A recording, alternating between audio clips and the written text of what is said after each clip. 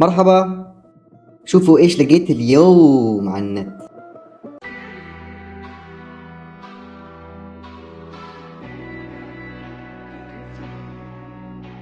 إذا كنتوا في الصحراء وعثرتوا على جمل ميت لا تحاولوا أن تمسكوه، عشان من الممكن أن ينفجر الجمل من كل الغازات اللي تجمعت، وإذا انفجر الجمل بيطلق غازات وبكتيريا مضرة، فتوخوا الحذر من هذا الموضوع.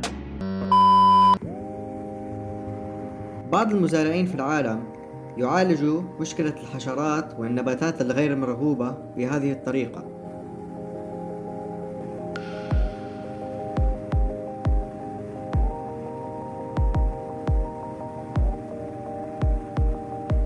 بالهندي صباح الخير بالهندي. صباح الخير على الهندي. صباح الخير على الهندي. يا خرب بيت ابو انت مش بتحكي هندي؟ قول لهم باللغه الهنديه. صباح الخير هندي. هذه طريقة تخزين الطعام في منغوليا الوسطى في فصل الشتاء.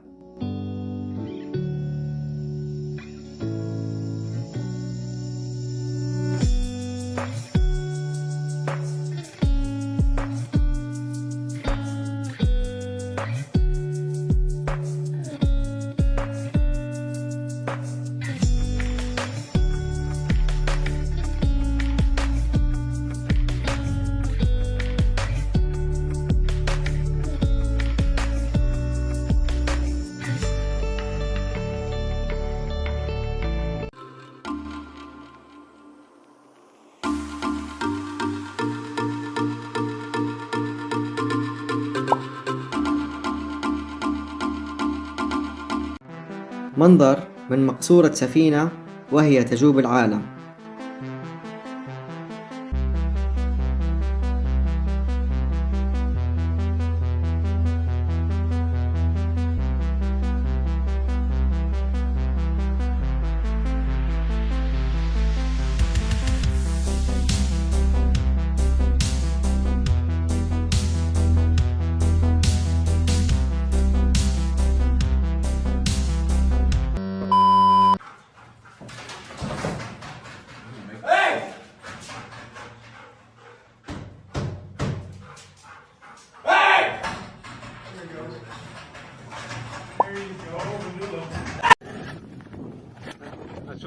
الحفر في بحيرة متجمدة يمكن أن يؤدي إلى إطلاق غاز الميثان السريع للاشتعال.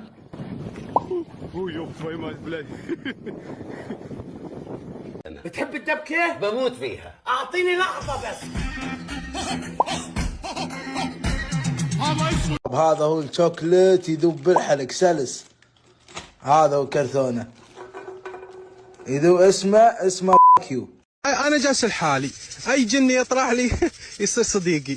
يلا ابغى تسوون لي ترند، بسوي مقطع، ابي تحركون الدله، تحركون البرادي، اي شيء، توخرون المخده، اي شيء يا قلبي، حركوا اي شيء. لو تحرك انا معلم.